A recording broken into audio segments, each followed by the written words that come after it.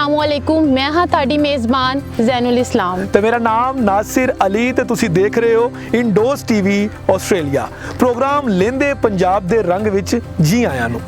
नाजरीन, पंजाब दे वसेब ते पंजाब दे कल्चर दे विचों साग नूं कढ दिता जावे ते कादा पंजाब रह जांदा है। पंजाब दे हरे परे खेतां च जे लहरांदा होया साग नज़र ना आवे ते किसान दे पंजाबी होवन ते शक हुंदा है। ਪੰਜਾਬ ਦੇ ਕਲਚਰ 'ਚ, ਪੰਜਾਬ ਦੇ ਖਾਬਿਆਂ 'ਚ, ਇਹਦੀ ਰੇਤਲ 'ਚ ਸਾਗ ਕਦੋਂ ਸ਼ਾਮਲ ਹੋਇਆ ਕੋਈ ਪਤਾ ਨਹੀਂ, ਲੇਕਿਨ ਇਹਦੇ ਅਸਾਰ, ਇਹਦੇ ਨਿਸ਼ਾਨ ਅੱਜ ਤੋਂ 2500 ਸਾਲ ਪਹਿਲੇ ਅਚਰੰਗਾ ਸੂਤਰਾ ਨਾਮੀ ਕਿਤਾਬ 'ਚ ਮਿਲਦੇ ਨੇ, ਜਦੋਂ ਸਾਗ ਨੂੰ ਬਤੌਰ ਖੁਰਾਕ ਇਸਤੇਮਾਲ ਕੀਤਾ ਜਾਂਦਾ ਸੀ।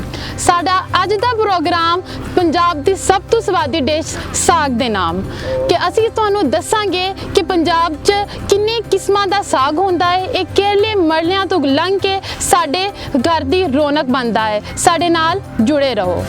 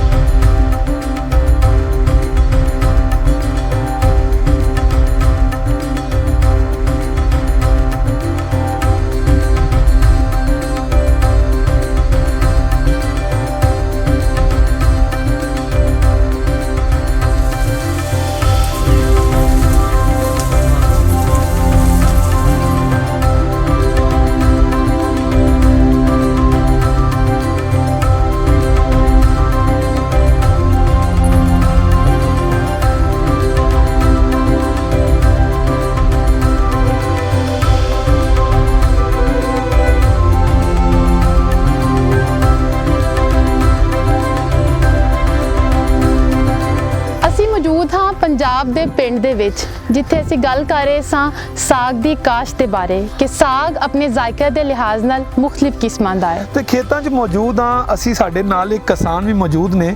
ਕਿਸਾਨ ਨੂੰ ਪੰਜਾਬ ਦੀ ਰੀੜ੍ਹ ਦੀ ਹੱਡੀ ਸਮਝਿਆ ਜਾਂਦਾ ਹੈ। ਅਸੀਂ ਆਪਣੇ ਕਿਸਾਨ ਭਾਈ ਨਾਲ ਗੱਲ ਕਰਾਂਗੇ ਤੇ ਇਹ ਜਾਣਨ ਦੀ ਕੋਸ਼ਿਸ਼ ਕਰਾਂਗੇ ਕਿ ਸਾਗ ਦੀਆਂ ਕਿਹੜੀਆਂ ਕਿਸਮਾਂ ਹੈ ਤੇ ਇਹਦੀ ਪਹਿਚਾਣ ਕੀ ਹੈ। अस्सलाम वालेकुम जी। वालेकुम सलाम जी। ਕੀ ਹਾਲ ਚਾਲ ਹੈ? ਹੋਰ ਭਾਈ ਠੀਕ ਠਾਕ ਅੱਲਾ ਅੱਛਾ, ਤੁਸੀਂ ਇਹ ਦੱਸੋ ਮੈਨੂੰ ਕਿ ਸਾਗ ਕਿੰਨੇ ਕਿਸਮਾਂ ਦਾ ਹੁੰਦਾ ਹੈ? ਸਾਗ ਭਾਈ ਦੋ ਕਿਸਮਾਂ ਦਾ ਹੁੰਦਾ, ਇੱਕ ਗੋਭੀ ਸਰੋਂ ਹੁੰਦੀ ਹੈ ਤੇ ਇੱਕ ਰਾਇਆ ਸਰੋਂ ਹੁੰਦੀ ਹੈ। ਹਾਂਜੀ, ਉਹਦਾ ਤੇ ਮੁxtਲਿਫ ਇਹਦੇ ਕਿੰਨੇ ਬੀਜ ਹੁੰਦੇ ਆ। ਹਾਂਜੀ, ਕੋਈ ਕਰਨੋਲਾ ਬੀਜ ਦਾ, ਕੋਈ ਕਿਸੇ ਕਿਸਮ ਬੀਜ ਦਾ, ਬਾਕੀ ਗੋਭੀ ਸਰੋਂ ਤੇ ਰਾਇਆ ਸਰੋਂ ਜ਼ਿਆਦਾ ਚੱਲਦੀ। ਹਾਂਜੀ, ਤੇ ਕੀ ਪਹਿਚਾਣ ਹੈ ਸਾਗ ਦੀ? ਕਿਵੇਂ ਪਤਾ ਲੱਗੇਗਾ ਇਹ ਗੋਭੀ ਸਰੋਂ ਦਾ ਸਾਗ ਹੈ ਤੇ ਰਾਏ ਦਾ ਸਾਗ ਹੈ? ਹਾਂਜੀ ਹਾਂਜੀ, ਉਹ ਜਿਹੜਾ ਨਾ ਜੀ ਇੱਕ ਗੋਭੀ ਸਰੋਂ ਤੇ ਇੱਕ ਰਾਇਆ ਸਰੋਂ ਜਿਹੜੀ ਆ, ਉਹਦੀ ਗੋਭੀ ਸਰੋਂ ਆ ਨਾ ਜੀ, ਉਹਦੇ ਵਿੱਚ ਜਿਹੜਾ ਹੈਗਾ ਵਾ ਆਪਣਾ ਉਹਦੇ ਪੱਤੇ ਮੁਲਾਇਮ ਹੁੰਦੇ ਆ। ਦੇਖੋ ਨਾ ਜੀ ਆਲੇ ਪੱਤੇ ਆ ਨਾ ਜੀ, ਅੱਛਾ, ਇਹ ਗੋਭੀ ਸਰੋਂ ਦੇ ਮੁਲਾਇਮ ਹੋਣਗੇ। ਹਾਂਜੀ ਠੀਕ ਹੈ। ਤੇ ਜਿਹੜੀ ਹੈਗੀ ਰਾਇਆ ਸਰੋਂ ਦੇ ਉਹਦੇ ਨਾਲ ਥੋੜੀ ਜਿਹੀ ਕੰਡ ਜੀ ਹੋਏਗੀ ਆ ਜਿਹੜੀ ਜੀ। ਹਾਂਜੀ, ਥੋੜੀ ਜਿਹੀ ਕੰਡ ਵਾਲੇ ਹੋਣਗੇ ਥੋੜੇ ਜਿਹੇ। ਤੇ ਤੁਸੀਂ ਆਪਣੇ ਖੇਤਾਂ ਦੇ ਵਿੱਚ ਜ਼ਿਆਦਾਤਰ ਕਿਹੜੀ ਫਸਲ ਕਾਸ਼ਤ ਕਰਦੇ ਹੋ, ਗੋਭੀ ਸਰੋਂ ਦੀ ਜਾਂ ਰਾਇਆ ਦੀ? ਹਾਂਜੀ, ਆ ਜਿਹੜਾ ਆਪਣਾ ਕੁਝ ਲੋਕ ਤੇ ਜਿਹੜੀ ਗੋਭੀ ਬੀਜਦੇ ਆ ਤੇ ਕੁਝ ਜ਼ਿਆਦਾ ਲੋਕ ਜਿਹੜੇ ਰਾਇਆ ਹੀ ਬੀਜਦੇ ਆ। ਹਾਂਜੀ, ਤੇ ਸਵਾਦੀ ਕਿਹੜਾ ਹੁੰਦਾ ਹੈ, ਗੋਭੀ ਸਰੋਂ ਦਾ ਕਿ ਰਾਏ ਦਾ? ਸਵਾਦੀ ਤੇ ਦੋਵੇਂ ਬਾਜੀ ਬੜੇ ਹੈਗੇ ਆ ਤੇ ਬਾਕੀ ਇਹ ਆ ਵੀ ਜਿਹੜੀ ਗੋਭੀ ਸਰੋਂ ਦਾ ਨਾ ਇੱਥੇ ਪਾਣੀ ਜਿਹੜਾ ਨਹੀਂ ਪਕਾਈ ਜਾਣਾ ਤੇ ਇਹਨੂੰ ਕੋਈ ਨਹੀਂ ਪਾਣੀ ਨਿਚੋੜਨਾ ਪੈਂਦਾ। ਤੇ ਜਿਹੜਾ ਹੈਗਾ ਨਾ ਰਾਇਆ ਦਾ, ਇਹਦਾ ਇੱਕ ਵਾਰੀ ਪਾਣੀ ਜਿਹੜਾ ਨਿਚੋੜਨਾ ਪੈਂਦਾ, ਫਿਰ ਕੋੜਾ ਨਹੀਂ ਬਣਦਾ। ਜੇ ਉਹਦਾ ਪਾਣੀ ਨਿਚੋੜ ਲਈਏ ਤੇ ਫਿਰ ਬਿਲਕੁਲ ਸਹੀ ਬਣਦਾ ਕਰਾਰਾ, ਤੇ ਜੇ ਉਹਦਾ ਨਾ ਪਾਣੀ ਨਿਚੋੜੀਏ ਤੇ ਫਿਰ ਉਹ ਕੋੜਾ ਬਣਦਾ। ਤੇ ਜਿਹੜੀ ਗੋਭੀ ਸਰੋਂ ਦਾ ਨਾ, ਇਹਦਾ ਪਾਣੀ ਕੋਈ ਨਹੀਂ ਨਿਚੋੜਨਾ ਪੈਂਦਾ। ਹਾਂਜੀ, ਇਹ ਉਸ ਤਰ੍ਹਾਂ ਜਿਹੜਾ ਪਕਾ ਲੈਣਾ। ਹਾਂਜੀ, ਤੇ ਇਹ ਤੁਸੀਂ ਜਿਹੜਾ ਸਾਗ ਬੀਜਦੇ ਹੋ ਆਪਣੇ ਖੇਤਾਂ ਦੇ ਵਿੱਚ, ਇਹ ਸਾਲ ਦੇ ਵਿੱਚ ਕਿੰਨੀ ਇਹਦੀ ਪੈਦਾਵਾਰ ਹੁੰਦੇ ਨੇ, ਕਿੰਨਾ ਹੁੰਦਾ ਹੈ ਇੱਕ ਪੈਲੀ ਦੇ ਵਿੱਚੋਂ? ਇਹ ਤੇ ਅੱਲਾ ਖੈਰ ਕਰੇ ਬਹੁਤ ਹੁੰਦਾ ਜੀ। ਇਹ ਤੇ ਅੱਲਾ ਖੈਰ ਕਰੇ ਇਹਦੇ ਆਪਣਾ ਮਾਲ ਪਸ਼ੂ ਨੂੰ, ਬਾਕੀ ਇਹ ਬਹੁਤ ਹੁੰਦਾ। ਹਾਂਜੀ, ਇਹਦੀ ਜਿਹੜੀ ਆ 2-3 ਟਨ ਜਿਹੜੀ ਹੋ ਜਾਂਦੀ ਇਹਦੀ ਪੈਦਾਵਾਰ। ਤੇ ਜਿਵੇਂ ਬੇਮੌਸਮੀਆਂ ਸਬਜ਼ੀਆਂ ਬੀਜੀਆਂ ਨੇ, ਇੰਜ ਸਾਗ ਵੀ ਬੀਜ ਸਕਦੇ ਨੇ? ਹਾਂ ਬਾਜੀ, ਹੋ ਜਾਂਦਾ ਸਾਗ, ਬਿਲਕੁਲ ਹੋ ਜਾਂਦਾ।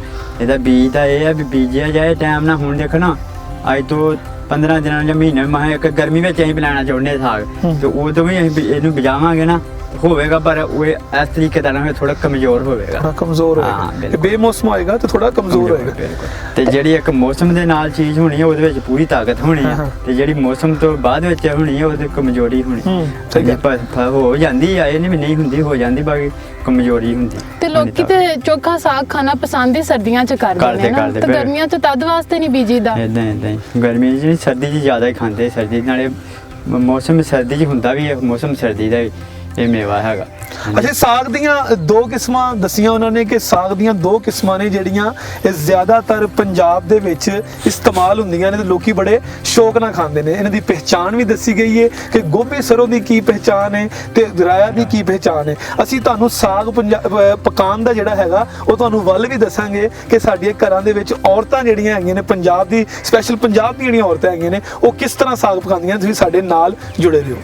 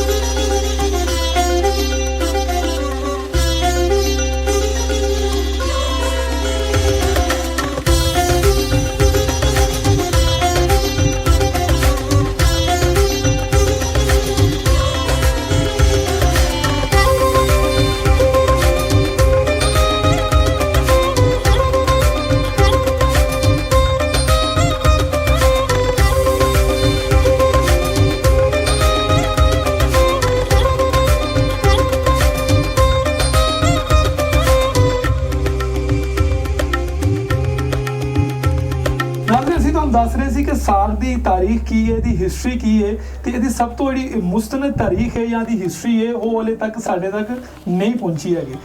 2500 ਸਾਲ ਪਹਿਲੇ ਅਚਰੰਗਾ ਸੂਤਰਾ ਨਾਮੀ ਕਿਤਾਬ 'ਚ ਇਹਦਾ ਜ਼ਿਕਰ ਮੌਜੂਦ ਸੀ ਜਦੋਂ ਸਾਗ ਨੂੰ ਬਤੌਰ ਖੁਰਾਕ ਇਸਤੇਮਾਲ ਕੀਤਾ ਜਾਂਦਾ ਸੀ।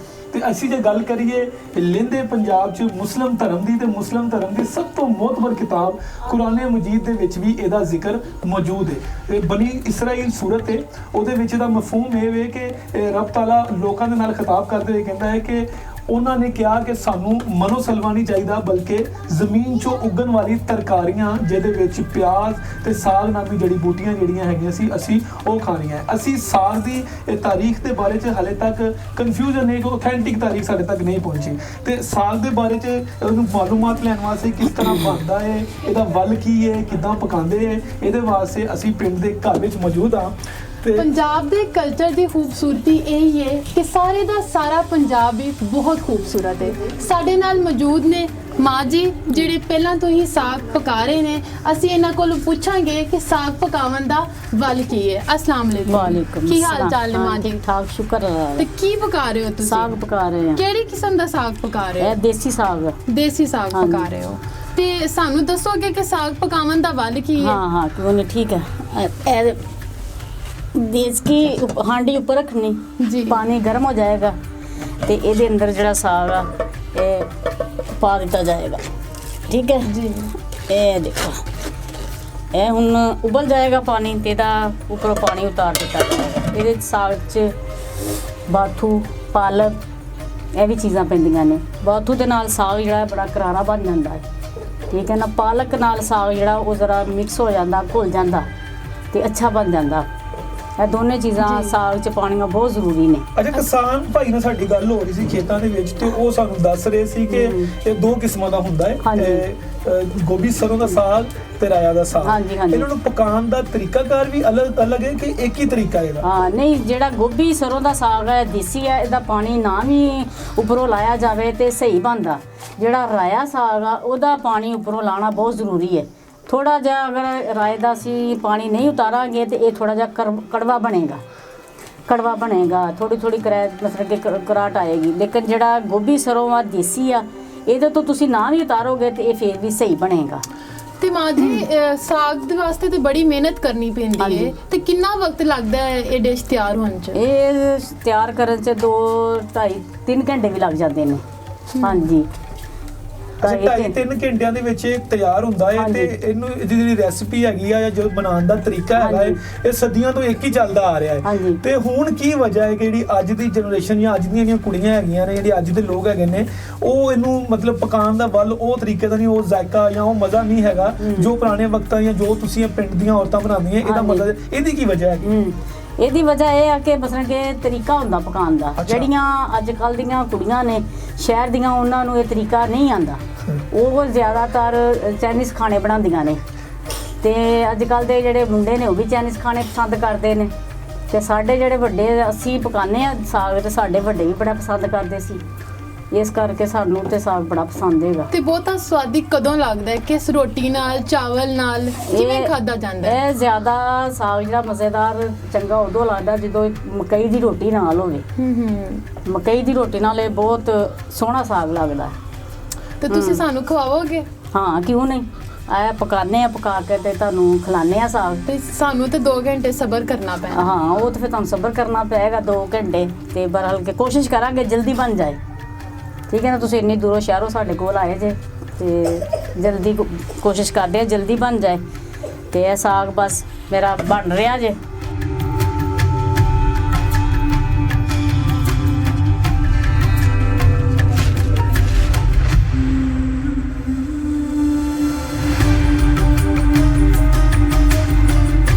ਸਾਡਾ ਸਾਗ ਜਿਹੜਾ ਤਿਆਰ ਹੋ ਗਿਆ ਤੇ ਇਹਦੇ ਵਿੱਚ ਹੁਣ ਅੱਲਣ ਕਹਿੰਦੇ ਨੇ ਇਹਨੂੰ ਪੰਜਾਬੀ 'ਚ।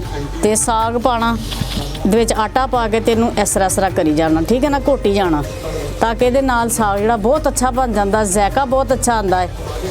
ਤੇ ਹਾਂਜੀ, ਐਂਡ ਤੇ ਇਹ ਜਿਹੜਾ ਪਾਣੀ ਥੋੜਾ ਜਿਹਾ ਸਾਗ 'ਚ ਰਹਿ ਜਾਂਦਾ ਹੈ ਨਾ, ਤੇ ਉਹ ਆਟਾ ਜਿਹੜਾ ਵਾ ਜਜ਼ਬ ਕਰ ਲੈਂਦਾ, ਖੁਸ਼ਕ ਹੋ ਜਾਂਦਾ, ਤੇ ਇਹਦੇ ਨਾਲ ਫਿਰ ਸਾਗ ਜਿਹੜਾ ਬਹੁਤ ਮਜ਼ੇਦਾਰ ਬਣ ਜਾਂਦਾ ਹੈ।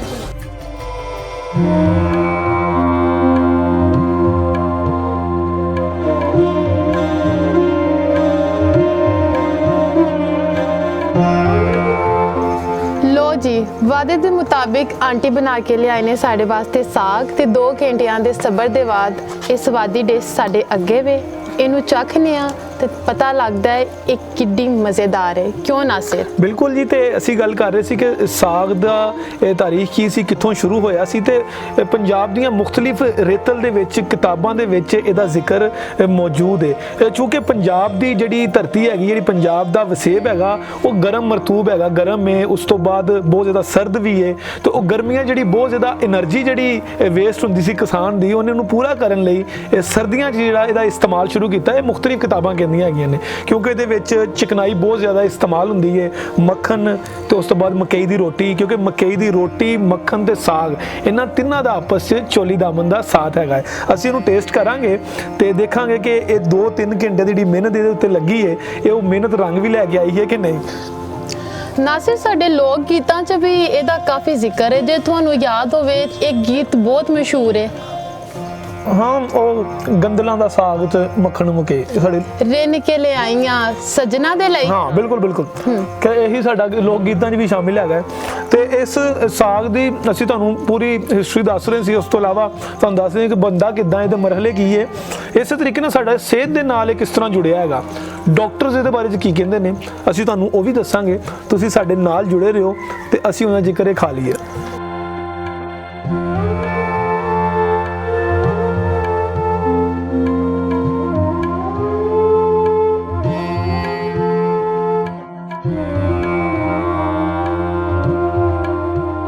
ਜੀ, ਸਭ ਤੋਂ ਪਹਿਲੇ ਤੇ ਮੈਂ ਮੁਬਾਰਕਬਾਦ ਦਵਾਂਗੀ ਇਸ ਟੀਵੀ ਚੈਨਲ ਨੂੰ, ਇੰਡੋਜ਼ ਨੂੰ। ਇਹ ਬੜੀ ਅੱਛੀ ਐਫਰਟ ਕੀਤੀ ਆਸਟ੍ਰੇਲੀਆ ਦੇ ਸਾਡੇ ਸਿੱਖ ਭਰਾਵਾਂ ਨੇ। ਔਰ ਦੂਸਰੀ ਗੱਲ ਇਹ ਕਿ ਸਾਗ ਦੇ ਬਾਰੇ 'ਚ ਜਿਹੜੀ ਤੁਸੀਂ ਗੱਲ ਕਰ ਰਹੇ ਹੋ, ਉਹਦੇ ਫਾਇਦੇ ਜਿਹੜੇ ਸਟਾਰਟ ਹੁੰਦੇ ਨੇ, ਸਭ ਤੋਂ ਪਹਿਲਾਂ ਤੇ ਫਾਇਦਾ ਇਹ ਕਿ ਇਹਦੇ 'ਚ ਜਿਹੜਾ ਸਬਜ਼ ਰੰਗ ਹੈ, ਉਹ ਸਾਡੀਆਂ ਅੱਖਾਂ ਨੂੰ ਜਿਹੜਾ ਨਾ ਉਹ ਬੜੀ ਰੋਸ਼ਨਾਈ ਦਿੰਦਾ ਹੈ, ਠੀਕ ਹੈ। ਇਹਦੇ 'ਚ ਕਲੋਰੋਫਿਲ ਹੁੰਦਾ ਹੈ ਔਰ ਉਹ ਸਾਡੀ ਅੱਖਾਂ ਦੀ ਰੋਸ਼ਨਾਈ ਵਾਸਤੇ ਵੈਸੇ ਵੀ ਅੱਛਾ ਹੈ। ਔਰ ਉਸ ਤੋਂ ਬਾਅਦ ਅਗਲੀ ਗੱਲ ਇਹ ਕਿ ਇਹ ਅੱਲਾਹ ਪਾਕ ਦੀ ਇੰਨੀ ਵੱਡੀ ਨਿਅਮਤ ਹੈ ਕਿ ਇਹਦੇ ਵਿੱਚ ਬਹੁਤ ਸਾਰੀ ਗਜ਼ਾਈਆਤ ਹੈ। ਔਰ ਮੇਨਲੀ ਇਹਦੇ ਵਿੱਚ ਮੈਂ ਦੱਸਾਂਗੀ ਕਿ ਫਾਈਬਰ ਬਹੁਤ ਜ਼ਿਆਦਾ ਹੁੰਦਾ ਹੈ। ਫਾਈਬਰ ਦੇ ਬੇਸ਼ੁਮਾਰ ਫਾਇਦੇ ਨੇ, ਸਭ ਨੂੰ ਪਤਾ ਹੈ ਕਿ ਮੋਟਾਪਾ ਘੱਟ ਕਰਦਾ ਹੈ ਔਰ ਉਸ ਤੋਂ ਇਲਾਵਾ ਬਲੱਡ ਪ੍ਰੈਸ਼ਰ ਵਾਸਤੇ ਅੱਛਾ ਹੈ, ਦਿਲ ਦੀਆਂ ਬਿਮਾਰੀਆਂ ਵਾਸਤੇ ਅੱਛਾ ਹੈ। ਤੇ ਜੇ ਤੁਸੀਂ ਮਾਈਕਰੋਨਿਊਟ੍ਰੈਂਟ ਦੇ ਵਿੱਚ ਜਾਓ ਤੇ ਇਹਦੇ ਵਿੱਚ ਆਇਰਨ ਅੱਛੀ ਹੈ, ਇਹਦੇ ਵਿੱਚ ਫੋਲੇਟ ਹੈ। ਫੋਲੇਟ ਦਾ ਇਹ ਫਾਇਦਾ ਹੁੰਦਾ ਹੈ ਕਿ ਦਿਲ ਦੀਆਂ ਬਿਮਾਰੀਆਂ ਵਾਸਤੇ ਜਿਹੜਾ ਨਾ ਉਹ ਬਹੁਤ ਅੱਛਾ ਉਹਦੇ 'ਚ ਬਚਾਉਂਦਾ ਹੈ ਦਿਲ ਦੀਆਂ ਬਿਮਾਰੀਆਂ ਤੋਂ। ਦੂਸਰਾ ਇਹਦਾ ਫਾਇਦਾ ਹੈ ਕਿ ਜਿਹੜੀ ਪ੍ਰੈਗਨੈਂਸੀ ਦੇ ਵਿੱਚ ਖਵਾਤੀਨ ਖਾਂਦੀਆਂ ਨੇ ਸਾਗ, ਉਹਨਾਂ ਦੇ ਬੱਚਿਆਂ ਦੀ ਜਿਹੜੀ ਜ਼ਿਹਨੀ ਨਸ਼ੋ-ਨੁਮਾ ਹੁੰਦੀ ਹੈ ਬਹੁਤ ਅੱਛੀ ਹੁੰਦੀ ਹੈ। ਬਹਰਹਾਲ ਇਹਦੇ ਫਾਇਦੇ ਤੇ ਬੇਸ਼ੁਮਾਰ ਆ ਔਰ ਇਹਦੇ 'ਚ ਅੱਛਾ ਸੋਰਸ ਜ਼ਿੰਕ ਦਾ ਵੀ ਹੁੰਦਾ ਹੈ, ਸੋਡੀਅਮ ਦਾ ਵੀ ਹੁੰਦਾ ਹੈ। ਫਾਇਦੇ ਜਿਹੜੇ ਉਹ ਇਹਦੇ ਬਹੁਤ ਜ਼ਿਆਦਾ ਹੈ। ਲੇਕਿਨ ਮੈਂ ਇੱਕ ਗੱਲ ਇੱਥੇ ਤੁਹਾਨੂੰ ਕਹਿਣਾ ਚਾਹਾਂਗੀ ਕਿ ਥੋੜ੍ਹਾ ਜਿਹਾ ਵੀ ਸੋਚਣਾ ਚਾਹੀਦਾ ਹੈ ਕਿ ਇਹਦੀ ਫਰੈਸ਼ਨੈਸ ਕਾਇਮ ਰੱਖਣੀ ਚਾਹੀਦੀ, ਤਾਜ਼ਾ ਬਣਾ ਕੇ ਖਾਣਾ ਚਾਹੀਦਾ।